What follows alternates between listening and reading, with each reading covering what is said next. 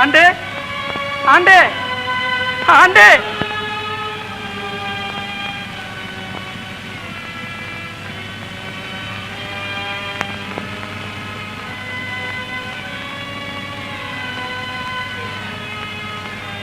ஆண்டே, அந்த தில்லைநாதனை காணாம என் உயிர் தரிக்காது.